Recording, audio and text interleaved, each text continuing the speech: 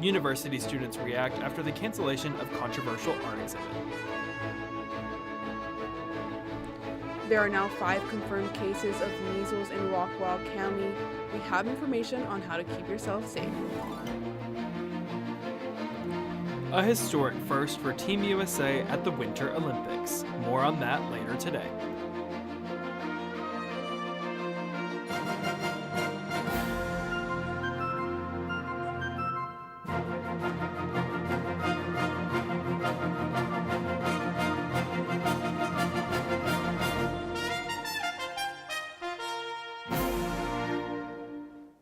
Good evening, and thank you for joining us on NTTV Nightly News. I'm Landry Brady. And I'm Melanie Garcia.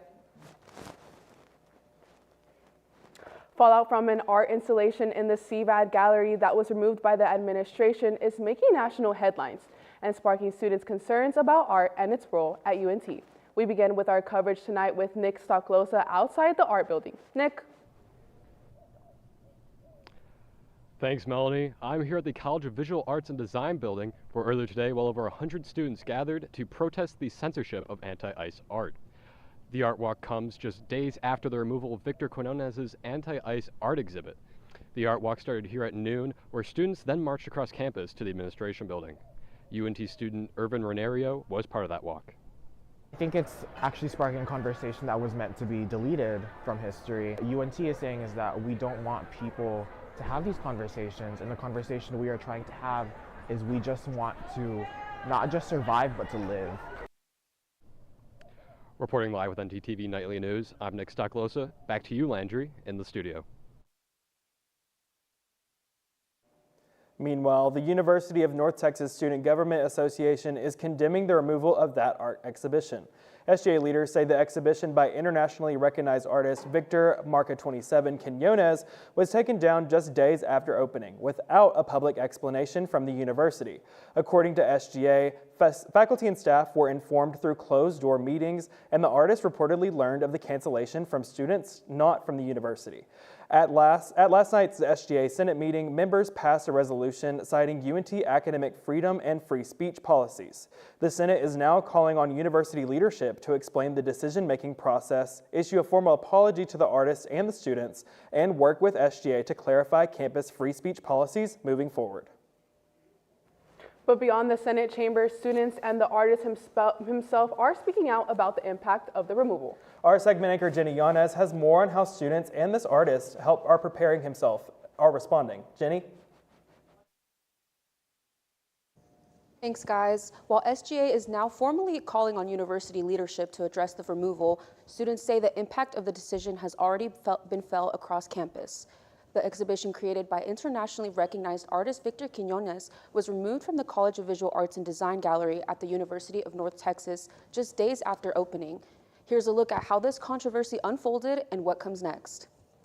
Students at the University of North Texas are reacting after an art exhibition was suddenly removed from the CVAD gallery earlier this month. The exhibition featured work by Mexican-American artist Victor Quinones. University officials have not publicly provided a detailed explanation for the removal. The exhibition, it meant a lot to me, being from East Dallas and having this huge, impactful exhibition coming to UNT, it meant the world to me to share it with the UNT students, especially knowing that 30% of the population of the student body is Hispanic, Latino, Latinx. I felt like it was an exhibition that speaks to a broad audience, but really hits home with the Latino community at UNT. Students held a vigil following the closure, saying the exhibit represented voices and experiences important to the campus and community. I had found out from a classmate of mine that some of the professors had been talking about the exhibition that was supposed to open up the following week and how it had been covered up and the doors to the actual exhibition center had been locked. And I thought that was really concerning because that has never really happened before at UNT. Don't stop fighting for the good fight. Protect your friends, protect your family, and don't stop making art. Never stop making art. The university has previously stated in policy that artwork is not restricted based on viewpoint, raising questions among students about how decisions about exhibitions are made. Following the removal, Quinones spoke with community members during an event at the Latino Culture Arts Center in Dallas. where hundreds gathered to discuss art, identity, and community support. Continue to do honest work, to not be complicit, to not stay silent, especially with your own work. Let your work be your truth and always speak your truth.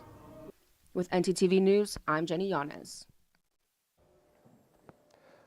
From ice removals on campus to anti-ice protests in Saginaw, high schoolers are putting matters into their own hands. Take a look. Students of Boswell High School in Saginaw, Texas, hosted an anti-ice protest after a successful walkout a few days prior.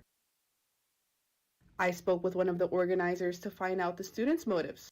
Seeing them come into our counties and terrorize our citizens in our community, it hit way too close to home, knowing people, my friends, family, who were scared to go out in public just because that they might be abducted, even regardless of citizenship. Some students say they have been given in-school suspension due to the walkout, despite the escalating attacks on the First Amendment rights by Governor Greg Abbott.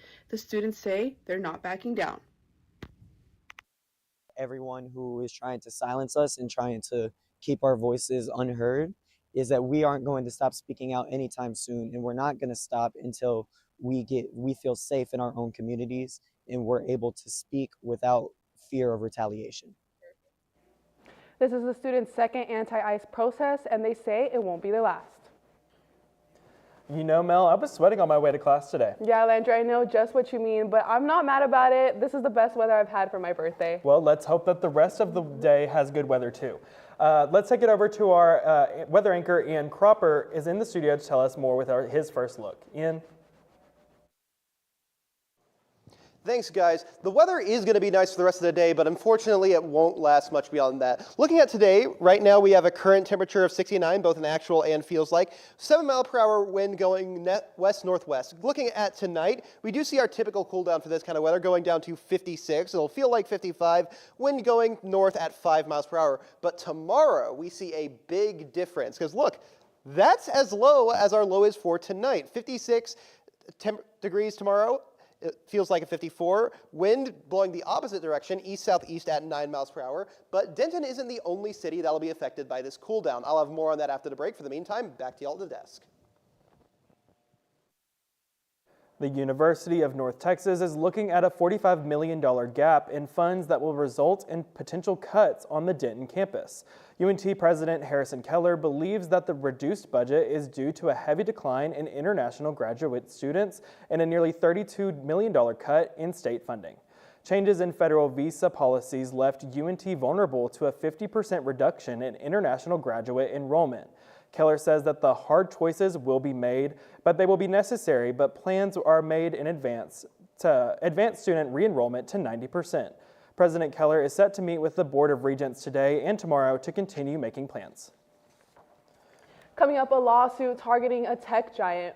And how to protect yourself from the recent measles outbreak in North Texas. Stay tuned.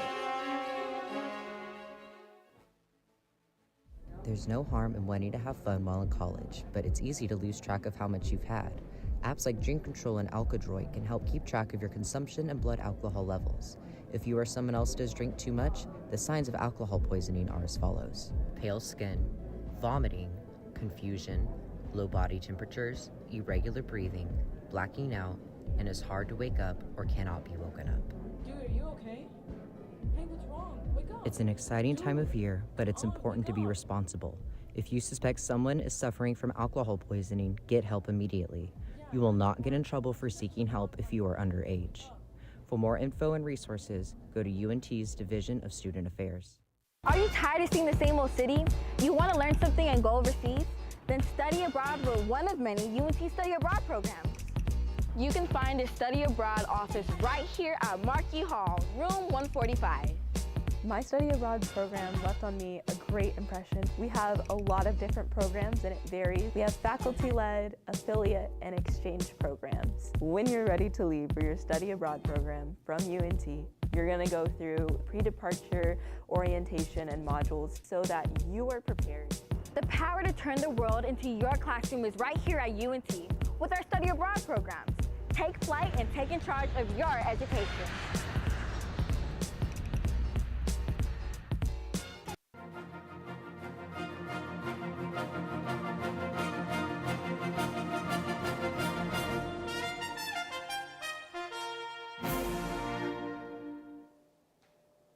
The U.S. military is increasing its presence in the Middle East, fueling possible strike against Iran.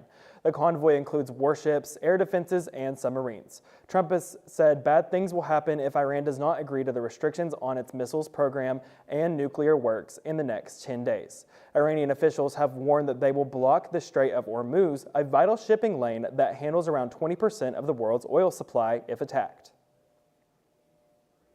As early voting kicked off earlier this week, all eyes are on Collin County as they drew twice as many voters than the county's previous primary.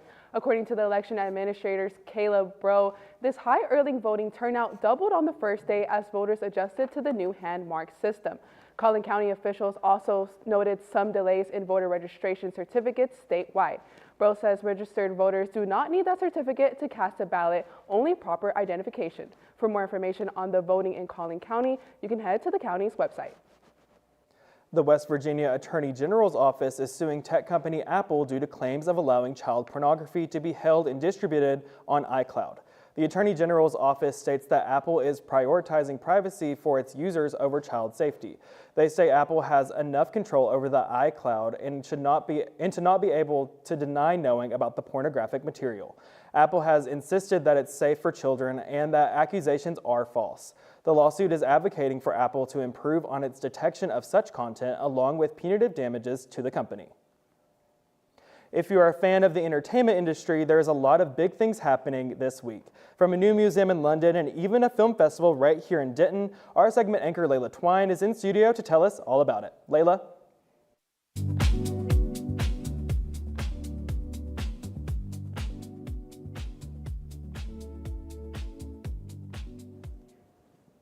Thanks, Landry. Things are starting to heat up in the entertainment world. The Thin Film Line Festival in Denton, Texas is bringing a diverse lineup of documentaries.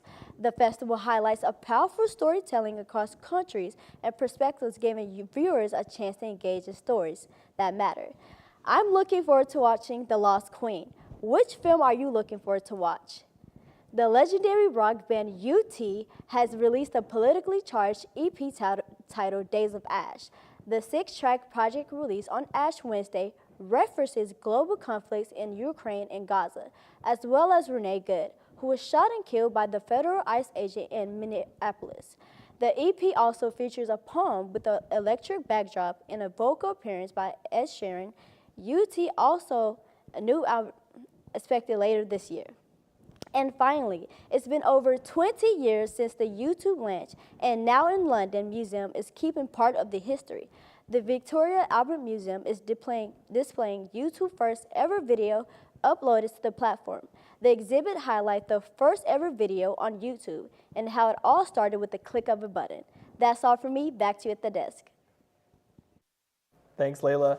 Well, I'm all for YouTube when the weather is cold and I need to spend quality time watching TV, but for February, I'm shocked at how hot it is. Yeah, Landry, I'm not mad about it at all. It's been feeling really good outside. Honestly, me neither, especially because spring break is coming up. Our weather anchor, Ian Cropper, is in studio to get us prepared for the next couple of weeks.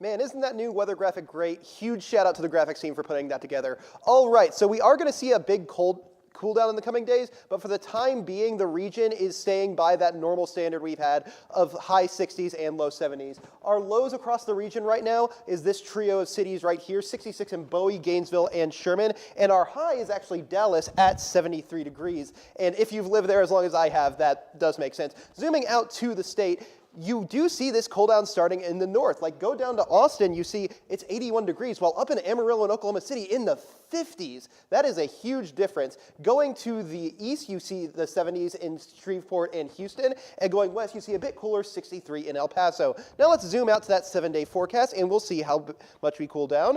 And you'll notice that mostly cloudy with a few sunny days and only one day with rain, that being a 51% chance next Wednesday. But you do see we do get a lot of cold weather, some lows below freezing, including a low of 29 on Friday.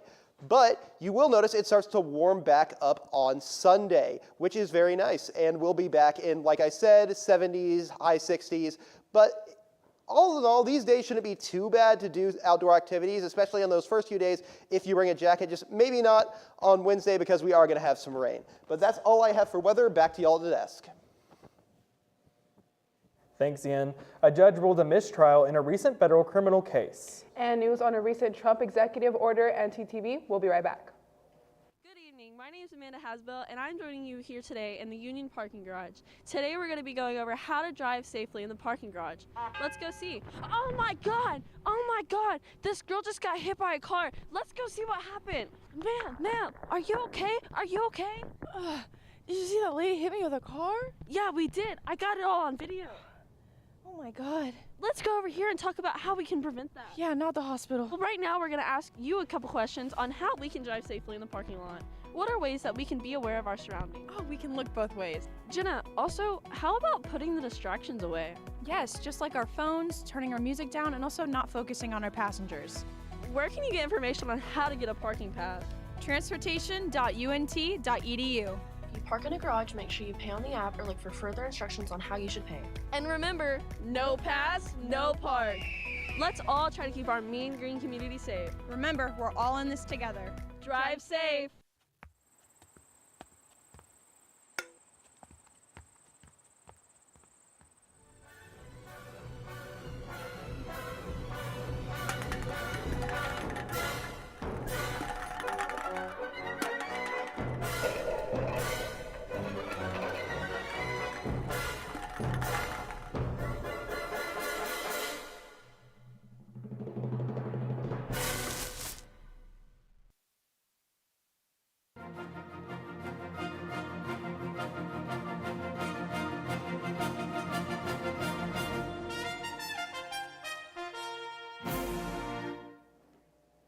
An attack at the Pearland ICE Detention Center made headlines July 4th. 9 defendants were set to go to trial until the federal judge overseeing the case declared a mistrial due to a tainted jury. Jurors were allegedly wearing anti-ICE shirts and lapel pins. The judge will now select a jury. Despite over 2,000 negative public comments by the Commission of Fine Arts, Donald Trump's new White House ballroom proposal was approved by the panel on Thursday. The ballroom will be larger than the White House itself. The National Capital Planning Commission must still approve the proposal in order to start the construction and renovations on government buildings. The commission meets in March as Trump hopes to start construction in April. Another outbreak of measles has started in North Texas. Segment anchor Riley Oldenburg has more on how to keep herself safe. Riley.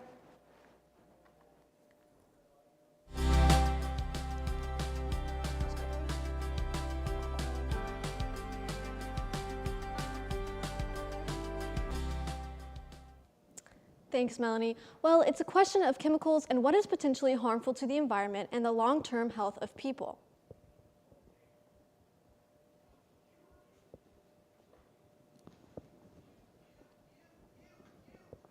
Late last night, President Trump signed an executive order to increase production of 2 products used in weed killers, saying they are critical to the economic and national security of the nation. One of the products, called glyphosate, is considered to be a potent cancer-causing weed killer and is present in Roundup. Environmental protection groups have called this a gift to chemical companies who make the weed killer and chemical compound.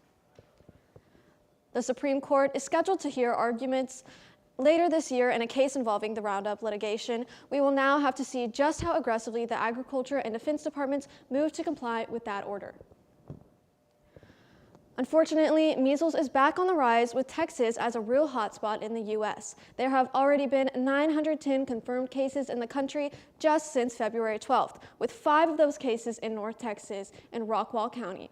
Health experts say to get the vaccine for protection against the virus, but can you still get the virus even with the vaccine? CNN's Mandy Gaither has more on what you should know regarding the virus and the vaccine. 2 doses of the vaccine that protects against measles are about 97% effective at preventing infection from the virus. But what about that other 3%? Nothing is 100% effective. They don't make you immortal. Dr. Sarah Nozel with the American Academy of Family Physicians says it's rare, but about 3 in every 100 people exposed to measles can still catch the virus even if they're fully vaccinated against the disease. However, she says getting both doses of the vaccine significantly lowers risk of being infected, and if you do get sick, she says the illness isn't likely to be as severe as it could be in an unvaccinated person. Sick, at first it can look like a cold. You can get a fever and a cough, red eyes, runny nose. But as you get more sick, 1 in 4 individuals, children who get measles, will end up hospitalized. Less than 3 months into 2026, there have been 910 confirmed measles cases reported to the CDC. Of those, 94% were in people who were either unvaccinated or their vaccination status was unknown. 30 of those patients were hospitalized, most of them under age 5. Doctors are afraid of measles. Measles is incredibly scary in the sense that it is so contagious. So if you haven't been protected with a vaccine, you are very likely to get infected if anyone around you has the measles. For Health Minute, I'm Mandy Gaither. According to the CDC, the MMR, measles, mumps, and rubella vaccine is the best way to prevent against measles. It is also recommended that children receive 1 dose between the age of 12 to 15 months and a second dose between the age of 4 years and 6 years old. That's all from me. Back to you at the desk. Thanks, Riley. Melanie, if you were in an Olympic sport, do you think you'd win gold? Honestly, no, but I did hear that Team USA has had a pretty good run this year in Milan. I did too, and luckily our sports anchor Elias Freeman is live at the UNT Super Pit to tell us all things Olympic and UNT basketball. Elias? Thanks, guys. When we come back, I'll be talking U.S. Women's Olympic Hockey and UNT basketball right here live from the Super Pit. Don't go away, and I'll be right back. Hey UNT students! Looking for creativity and inspiration? The UNT Union Gallery invites you to experience artwork at the art exhibit from your own talented Eagle artists. This free exhibit features a rotating selection of incredible artworks from talented Mean Green artists. Don't miss your chance to experience creativity up close. Stop by anytime during union hours. Want to hear more from the artist yourself? Join us at the Ask and Eat reception, where you can dive deeper into the creative process and enjoy a good conversation over a bite to eat. Don't miss the latest exhibit at the UNT Union. Immerse yourself in the art and be sure to explore the many other exciting exhibits rotating in throughout the semester. Hey. Oh, hey. What's up? Nothing much. I'm really bored. I feel like there's nothing to do. Are you kidding? The MRTS picture show is happening. The MRTS what? Come with me. Okay. It's a series of free film screenings right here on campus. And there's free popcorn. Nice. Thank you.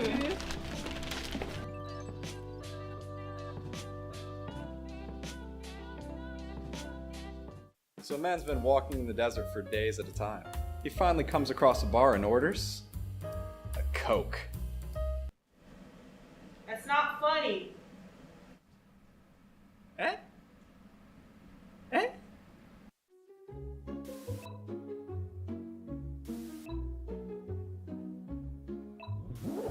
Hey you! Yeah, you. Tax day is right around the corner, and the IRS has free resources to help you.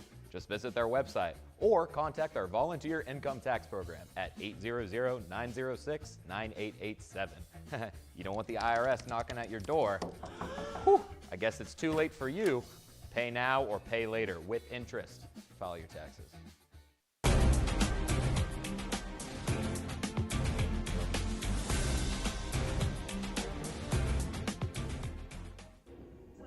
Earlier this afternoon, the U.S. Women's Olympic Hockey team saw their gold medal dreams achieved as they pulled off a late-stage comeback win against Canada in the gold medal game in Milan. Late in the third period, with just over 2 minutes to go, the U.S. pulled their goalie, putting an extra skater on the ice, allowing Hillary Knight to score the go-ahead goal to send the game into overtime. Shortly into 3-on-3 overtime, Megan Keller scored the game-winning goal, cementing the U.S.'s spot at number 1 on the podium. The U.S. women's team has been absolutely dominant this tournament, with their last 4 games ending in a shutout. The U.S. men's team will face off against Slovakia tomorrow as well. And UNT basketball has been on a heater recently as we saw UNT men's basketball pull off their first ever win when a game was nationally broadcast just last week against Memphis. This win against Temple puts them at number 10 in the conference, giving them a real running to be in the conference championship. After a slightly rocky start to the season, we'll see if they can hang on to this number 10 seed and push themselves into the conference championship.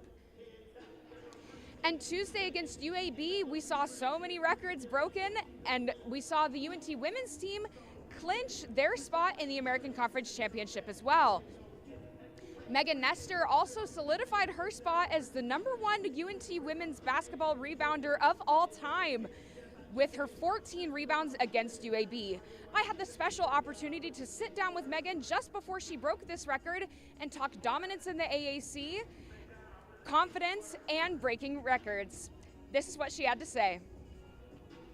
UNT women's basketball this season, you're sure to know the name Megan Nestor. Nestor was just recently named American Conference Player of the Week and has been in talks to be one of the best players in the American Conference. Recently, I got the chance to sit down with Nestor and ask her how she feels about being called the best player in the AAC. I've proved myself, so I don't get why I shouldn't be called the best player in American. I'm the only player who have broken like more than 5 records in the Americans. At the time of this interview, Nestor was sitting 6 rebounds away from holding the all-time single-season rebounds record for UNT women's basketball. February 17th, 2026, that came true. The people that are calling Megan Nestor one of the best athletes in the American Conference, I think they got it right. That's what I'm going to say about her. I do think she is the most dominant player in our conference right now. I'm sure people are scheming to try to figure out how they stop her from getting all the rebounds that she gets. I heard one of the broadcasters say the other day, they were talking to the Tulane staff, and the Tulane staff said, hey, we know we got to keep her off the glass. We're just trying to figure out if we can. This is only Megan's 4th year playing basketball, and both Coach Jennings and Nestor herself attribute so much of her success this season to confidence. Just knowing what I'm capable of, and like that helped my confidence. And I think that's what's been helping me break all these records, because I've been really confident and I know like what I can do, and like nobody can tell me, oh, you can't do this, because I know that whatever I put my mind to, I can do that. With NTTV News, I'm Elias Freeman. It's always a special opportunity to talk to a superstar in the making. In addition to becoming the all-time single-season rebound leader for UNT, Megan also had UNT's first ever 30 for 30 game just back in December. That's all I've got for sports. Back to you guys at the desk.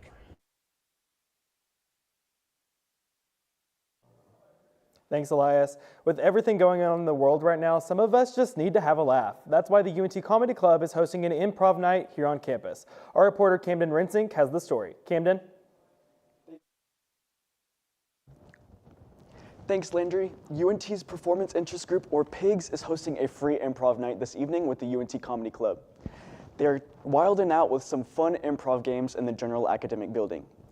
This event wraps up PIGS Week, a week full of live performance events to attract new members. And will they ever stop having fun? When pigs fly. That's all I have for you this evening. Back to the desk. Thanks for watching NTTV Nightly News. Join us again next week here on North Texas Television.